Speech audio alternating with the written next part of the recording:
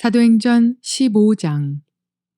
어떤 사람들이 유대로부터 내려와서 형제들을 가르치되 너희가 모세의 법대로 할례를 받지 아니하면 능히 구원을 받지 못하리라 하니 바울 및 바나바와 그들 사이에 적지 아니한 다툼과 변론이 일어난지라. 형제들이 이 문제에 대하여 바울과 바나바와 및 그 중에 몇 사람을 예루살렘에 있는 사도와 장로들에게 보내기로 작정하니라. 그들이 교회의 전송을 받고 베니게와 사마리아로 다니며 이방인들이 죽게 돌아온 일을 말하여 형제들을 다 크게 기쁘게 하더라.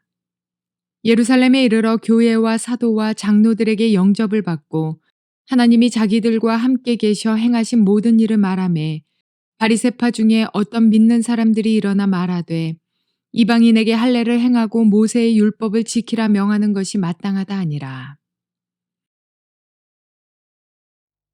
좋은 날입니다. 성령님께서 오늘도 여러분의 심령 가운데 깊은 평안과 큰 확신 주시기를 주님의 이름으로 축복하여 드립니다.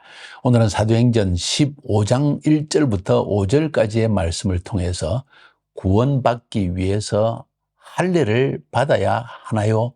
라는 제목으로 말씀을 전해드리려고 합니다. 이 질문에 대한 답은 우리가 너무나 잘 알고 있습니다. 할례 받을 필요 당연히 없지요. 우리에게는 너무나 쉽고 너무나 명백한 성경적인 답이긴 하지만은 초대교회로서는 이것은 매우 심각한 질문이었고 이 문제가 해결되지 않으면 잘못하면 이방인 선교교회였던 안디옥 교회와 예루살렘 중앙교회가 완전히 갈라질 수 있는 그런 중요한 문제였다는 것을 인식할 필요가 있습니다.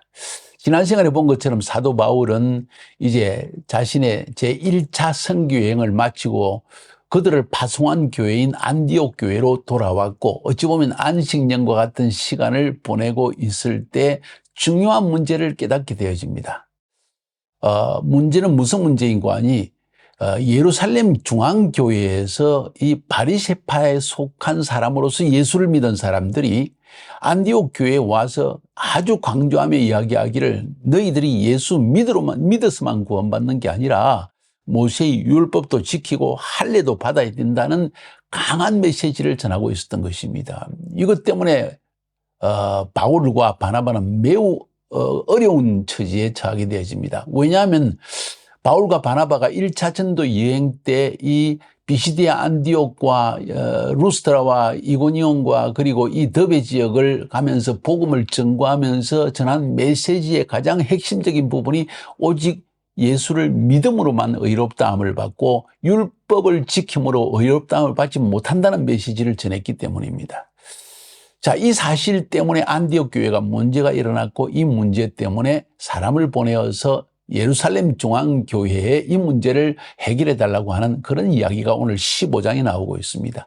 이 내용은 우리에게 너무 중요한 내용입니다. 그래서 아마도 누가는 성경 사도행전의 이 한 부분에 이 사건을 기록함으로 말미암아 오늘날 2000년 이상이 지난 이 시대에도 이 메시지의 중요성을 우리가 알기를 원한다는 것이죠. 그래서 복음이 이방인에게 전달되기 위해서 이 복음만 예수만 믿어 구원받는가 아니면 유대인들처럼 모세의 율법도 지켜야 되고 그리고 할례도 받아야 되는가 안식일도 지켜야 되는가 하는 문제까지 연결되는 것을 우리는 보게 됩니다. 그래서 이 문제는 굉장히 중요한 문제이죠. 오늘 문제의 발단에 대한 이야기 1절부터 5절까지의 말씀만을 한번 살펴보려고 합니다. 어떤 사람들이 유대로부터 안디옥으로 내려와서 형제들을 가르치되 너희가 모세의 법대로 할례를 받지 아니하면 너희 구원을 얻지 못하리라 하니 바울과 바나바와 저희 사이에 적지 아니한 다툼과 변론이 일어난지라. 형제들이 이 문제에 대하여 바울과 바나바와 및 그 중에 몇 사람을 예루살렘에 있는 사도와 장로들에게 보내기로 작정하니 저희가 교회의 전송을 받고 베니게와 사마리아로 다녀가며 이방인들의 죽게 돌아온 일을 말하여 형제들을 다 크게 기쁘게 하더라. 예루살렘에 이르러 교회와 사도와 장로들에게 영접을 받고 하나님이 자기들과 함께 계셔 행하신 모든 일을 말하며 바리새파 중에 믿는 어떤 사람들이 일어나 말하되 이방인에게 할례 주고 모세의 율법도 지키라 명하는 것이 마땅하다 아니라. 자, 이것이 바로 지금 예루살렘 교회와 안디옥 교회 사이에 일어난 갈등, 문제를 이야기하고 있습니다. 이것은 앞에서 우리가 본 것처럼 문화 충돌에 해당될 수도 있고 종교 충돌에 해당될 수 있는 것입니다. 왜 두 가지가 다 해당되느냐 하는 것 한번 가만히 들어보시기 바랍니다. 문제의 발단은 유대로부터, 그러니까 예루살렘에 믿는 성도들 가운데에서 바리새파, 할례파 사람들이 예수를 믿긴 믿었는데 이들은 여전히 모세 율법을 지키고 할례도 받고 안식도 지키는 사람이었다는 거죠. 이들이 안디옥에 내려와 가지고 안디옥에도 이방인들도 예수를 믿었다는 소식을 듣고 그들은 사명감을 가지고 지금 안디옥에 왔습니다. 형제들을 가르칩니다. 너희가 모세의 법대로 할례를 받지 아니하면 너희 구원을 얻지 못하리라 하고 가르칩니다. 이건 단순히 할례의 문제가 아니고 모세의 율법에 적힌 대로 할례를 받아야 된다고 했으니까 오늘 5절에서도 말하는 것처럼 이방인에게 할례 주고 모세의 율법을 지키라. 그러니까 모세의 율법 전체를 지켜야 된다는 것을 지금 메시지를 하고 있는 것입니다. 예수 믿었지만은 그걸로 안 돼. 모세의 율법을 지켜야 돼. 안식일도 지키고 할례도 받고 하여튼 성경에 기록된 모든 것을 행해야만 한다. 모세의 율법에 기록된 모든 것을 행해야만 한다 하는 메시지를 강하게 전달했고 마침 제1차 선교 여행에서 돌아온 바나바와 바울이 이 이야기를 듣고 깜짝 놀랍니다. 이게 무슨 소리야? 지금 오직 예수를 믿음으로 구원받게 하기 위해서 율법의 완성으로 예수님이 오셨는데 이런 궤변을 늘어놓다니. 그러면서 이 말씀을 전했던 예루살렘에서 온 이 사람들과 지도자들과 함께 이제 변론이 이루어지기 시작합니다. 자, 왜 그들이 이렇게 예루살렘에서 여기까지 왔을까요? 여러 가지 이유가 있을 것입니다. 첫 번째로는 이전 유다이즘에서 모세 율법을 철저히 지키던 바리새파적인 전통과 유대주의의 문화를 가진 사람이 예수를 믿었지만은 자기의 전통과 문화를 버리지 못한 채 계속해서 모세 율법을 지켜야 된다는 입장을 주장하고 있는 사람들이 이방인들이 예수를 믿긴 믿었는데 율법을 안 지키니까 이건 안 된다 하고 자기의 문화와 자기의 종교적 신념을, 유다주의의 신념을 계속 강하게 뿌리내리기 시작하는 것이죠. 또 한 가지 이유는 단순히 그것뿐만이 아니고 어쩌면 예루살렘에 있는 이 바리새파 유대인들 그리고 심지어 예수님의 12장로들 그러니까 사도들도 이런 소식을 들었을 것입니다. 바울과 바나바라는 사람이 와가지고 우리 비시디아 안디옥과 루스더와 이고니온과 더베 지역을 다니면서 모세 율법으로는 의롭다함을 못 받으니까 지킬 필요 없고 오직 예수를 믿음으로만 의롭다함을 받는다고 전한다더라. 그러니까 그 소식을 들은 예루살렘의 지도자들이 또 바리새파로서 예수를 믿은 사람들이 불끈해서 이게 무슨 소리냐? 그러면 그들이 어디에서 온 사람이냐? 안디옥에서 왔다고 합니다. 그래서 이 사람들이 어쩌면 안디옥까지 내려가서 안디옥 성도들을 제대로 가르쳐야 되겠다 하는 의미에서 자기도 모르게 복음에 어긋나는 모세 율법까지 지켜야 된다는 것을 강하게 전파했다는 것을 우리가 알 수가 있습니다. 이 문제를 어떻게 해결할까요? 여기서 참 바나바 바울 그리고 안디옥 교회가 지혜로웠다 하는 것을 우리가 먼저 생각할 필요가 있습니다. 왜 지혜로웠을까요? 한번 생각해 보십시오.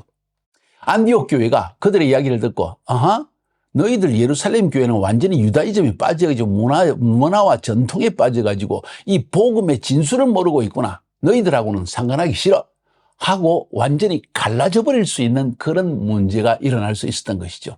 그런데도 안디옥 교회는 그러지 않고 입장의 차이가 있을지라도 우리가 복음을 들은 것은 바로 예수님의 12사도를 인해서 받은 것이라는 사실을 인정하고 예루살렘 교회가 그들의 바로 기둥과 같은 그런 중앙교회라는 것을 인정하고 그들의 결정을 기다렸다는 사실을 우리가 알 수가 있습니다. 그래서 사람을 보내가지고 예루살렘 교회에서 이 문제를 해결해 주기를 바랐던 것입니다.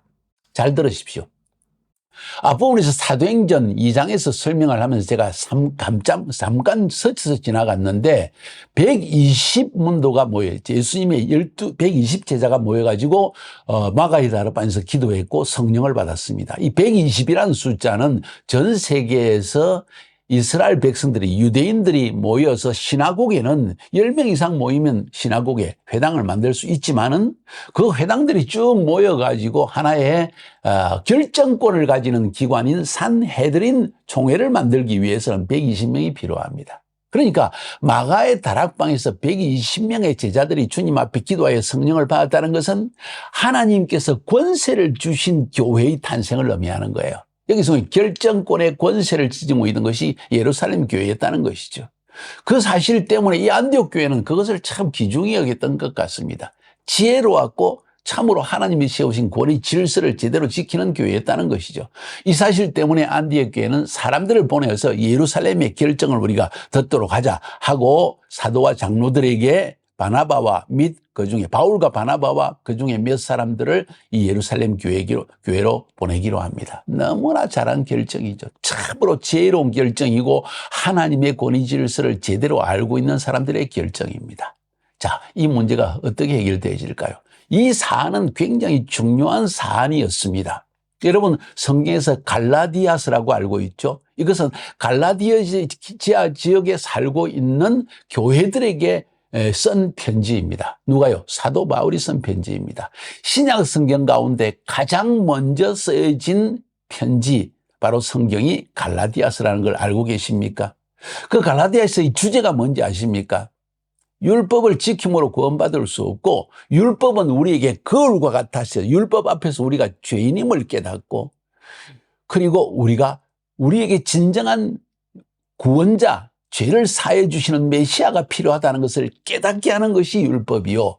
예수 그리스도는 바로 우리의 죄를 사해 주기 위해서 율법을 통해서 내가 어떻게 하면 구원을 받을 수 있을까? 하나님 나에게 메시아를 보내주셔야 할 때 그 메시아가 바로 예수 그리스도라는 것을 전하는 것이 바로 복음이다. 그러니까 예수는, 이 복음은 율법의 완성이다. 그러니 다시 율법으로 돌아가는 것은 어리석은 일이다. 또 할례를 받고 안식일을 반드시 지켜야 되고 뭐 하는 이런 모든 이야기들은 지금 너희들이 복음을 버리고 율법으로 돌아가겠다는 이야기다 하는 메시지를 전하는 것이 갈라디아서입니다. 왜 갈라디아서를 쓴 줄 아십니까? 사도 바울이 복음을 전가할 때 특별히 1차 전도 여행 지역이 비시디아라고 했고 바로 그 근접한 지역이 전부 갈라디아 지역입니다. 어찌 보면 1차 전도 여행에서 비시디아 안디옥이라 했고 루스드라, 이고니온, 드베는 갈라디아와 더 가까운 지역이라고 말할 수 있습니다. 그래서 첫 번째 복음을 전한 지역의 성도들이 이 복음에 굳게 서게 하고 유대에서 온 사람들이 심지어 이 갈라디아와 비시디아 안디옥 지역에 가가지고 요 모세의 율법을 지켜야 된다고 강하게 이야기하니까 이 1차 전도 여행에 바울을 통해 복음을 들은 사람들이 마음이 흔들리는 거예요. 무엇이 진리인가 알 수가 없다. 이런 혼란에 빠져 있는 것을 알기 때문에 사도 바울은 갈라디아서라는 편지를 써서 그 지역에 복음을 전하는 지역마다 교회들이 돌아가면서 이 메시지를 읽으라. 율법으로 구원받는 것이 아니라 복음으로 구원받는 것이다. 이런 메시지를 강하게 전하는 것이죠. 여러분, 오늘날도 마찬가지입니다. 요즘에는요, 하나님의 말씀을 들으려면 너무 쉽습니다. 유튜브를 들어보면요, 이 사람 설교, 저 사람 설교, 싱가포르의 누구의 설교, 러시아의 어느 설교, 또 무슨 어디에 누구의 설교, 온 세계에 다양한 복음이라고 말씀을 전가하는 수많은 메시지가 막 펼쳐지고 있는데 우리에게 분별력이 없으면 잘못하면 잘못된 복음을 들을 수도 있다는 사실을 여러분 알고 계십니까?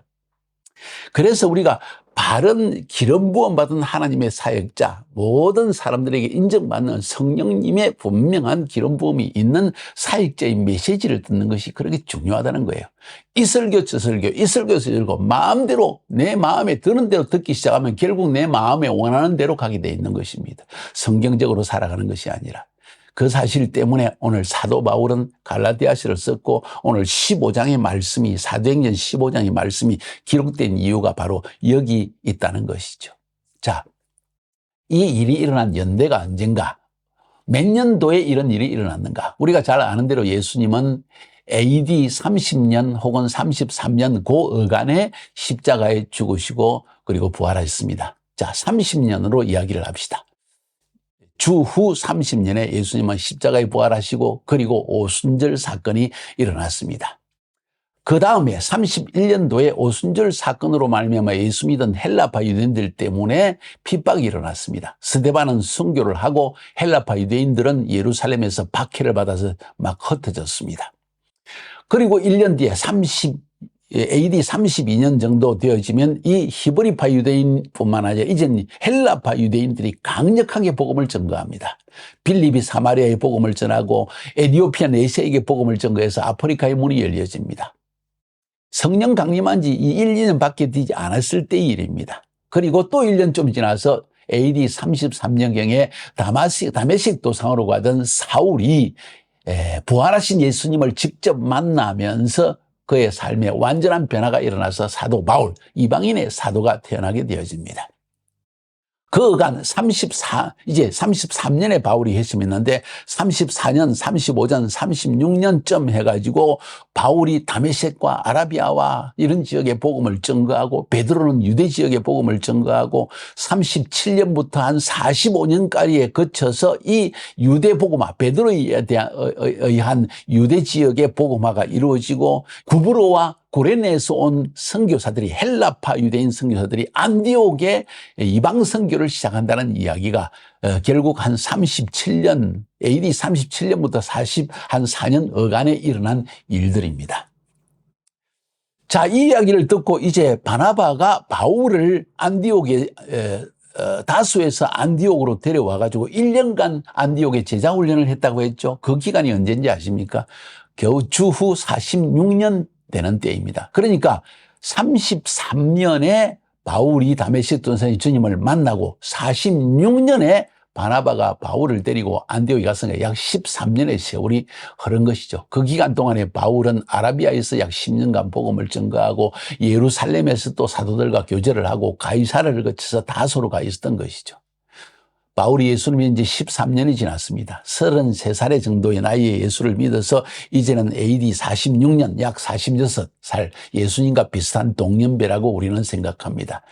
그리고 안디옥에서 제자 훈련을 했습니다. 그리고는 안디옥 교회에서 파송을 받아가지고 선교여행을 떠난 것이 AD 47년부터 48년 정도의 기간이 되는 걸 알 수가 있습니다. 그리고 이제 안디옥으로 다시 돌아왔습니다. 그게 AD 49년인데 사도 바울이 어쩌면 안식년을 보내기 위해서 안디옥에 왔는데 오늘 이 문제, 사도행전 15장 문제가 터진 것입니다. 그러니까 이 사건이 일어난 때가 약 AD 48년 혹은 AD 49년 이 정도 된다는 것을 여러분에게 알려드리기 위해서 길게 이런 설명을 드린 것입니다. 이 문제가 1차 선교 여행을 마치고 돌아온 바울에게 가장 중요한 문제였습니다. 성경이 15장에서 한 장을 할애해서 기록할 정도로 중요한 문제라는 거예요. 왜? 잘못하면 여러분과 제가 지금 예수 믿는 사람들 아닙니까? 만약 이때 사도행전 15장에서 예루살렘 교회에서 이 문제를 공적으로 바른 결정을 내리지 않았다면 우리도 지금 모세율법 지켜야 되고 할례 받아야 되고 안식일 지켜야 되고 계속 이렇게 흘러갔을 것입니다. 그런데 감사하게도 그때 예루살렘 교회가 바른 결정을 내렸다는 것이죠. 어떤 바른 결정입니까? 오직 예수를 믿음으로 구원받는 것이지 율법을 지킴으로 의롭다 받는 것이 아니다. 그래서 이방인들이 할례를 받을 필요가 없다 하는 결정. 물론 안식일도 지켜야 될 필요가 없고 모든 것은 필요가 없다 하는 결정이 여기서 난 것이죠. 이걸 우리가 분명히 명심할 필요가 있습니다. 구원받기 위해서 할례는 요건이 아니고 구원받기 위해서 모세의 율법을 다 지키는, 특별히 안식일을 지키고 하는 것은 없는 것이다. 그걸 해야만 구원받는 것이 아니다. 오직 그것을 통해서 우리가 하나님의 구원을 더욱더 깊이 이해하기 위해서 한번 해보는 것은 필요한 일이지만은 그걸 지키는 것은 다시 율법으로 돌아가는 행위다 하는 사실을 지금 이야기하고 있는 것입니다. 참 중요했습니다. 안디옥 교회에서 이 문제를 해결해 버렸으면 앞에서 말하는 것처럼 안디옥 교회와 예루살렘 교회는 완전히 남남이 되어 버렸을 것입니다. 율법을 지키고 안식일을 지키고 할례를 받는, 그러면서도 예수 믿는 유대주의적 예수교라는 것과 안디옥 교회처럼 오직 예수를 믿어서만 구원받는 이 순수 복음교회 갈라졌을 것입니다. 지금도 역시 예수 믿는 유대인들 가운데에서 이 모세 율법을 지켜야 된다 하고 강조하는 유대인들이 많다는 걸 알고 계십니까? 메시아닉 주 가운데서도. 이런 사실을 우리가 정확한 인식을 가지고 복음을 알아야 됩니다. 성경이 만약에 이 사도행전 15장을 기록하지 아니하였다고 한다면 우리도 잘못하면 유대인들이 가르치는 건 다 옳은 줄 알고 안식일도 지키고 할례도 받고 모세 율법대로 안식일 날은 어디 멀리 가지도 못하고 뭐 이런 계속 율법적인 삶을 살았을 것입니다. 감사한 일이죠. 사도행전 15장에 기록된 것이 감사하다는 것입니다. 오늘 이것이 바로 오늘 본문의 중요한 문제라는 것입니다. 사도 바울과 바나바는 그래서 이 목적을 가지고 안디옥에서 예루살렘에 가는 길에 베니게와 사마리아 교회들에게 이방인들이 예수님께 돌아왔다는 메시지를 정했고 그들도 매우 기뻐합니다. 이 베니게와 사마리아에 있는 교회, 사마리아인들은 조금 혼혈적인 유대인이지 이방인들은 아닙니다. 베니게에 있는 교회라는 것도 결국은 헬라파 유대인들의 회당에서 모이던 이 유대인들의 교회를 의미하는 것이죠. 그들도 이방인이 주께 돌아왔다는 소식을 듣고 모두 함께 기뻐하게 되어집니다. 바울과 바나바가 이제 4절 5절에 보니까 예루살렘 교회에서 선교 보고를 하게 되니까 하나님이 자기들과 함께 하신 일들을 다 전하는데 물론 이방인들에게 복음을 전했고 그들이 예수 믿고 주께 돌아온다는 이야기도 했고 성령이 임하더라는 이야기도 했겠죠. 그 이야기를 듣자마자 이 바리시파 사람들이 논박을 합니다. 이방인에게도 할례를 행하고 모세의 율법을 지키라는 것이 마땅하다 하면서 그들의 전통과 그들의 문화를 강하게 내리기 시작하는 것이죠. 여기서 우리가 한 가지 생각해 보여야 될 것은 우리가 타 종교권의 타 문화권의 자 전통의 복음을 전가할 때 잘못하면 우리의 전통과 우리의 문화, 우리의 습관 이것을 강하게 주입시키지는 않는가. 굉장히 위험스러운 일이라는 것을 사도행전 15장은 우리에게 가르치고 있다는 것이죠. 자, 이것이 바로 지금 15장의 중요성이라는 것입니다. 이 부분을 다시 한번 여러분이 토론하면서 더 정확하게 15장에서 왜 하나님이 이런 메시지를 전했는지를 살펴본다면 우리가 하나님의 복음 전도를 타 종교권, 타 문화에, 타 민족에게 전가할 때 엄청나게 중요한 관점을, 지혜를 얻게 되리라고 저는 믿습니다. 승리하시기를 주님의 이름으로 축복하여 드립니다.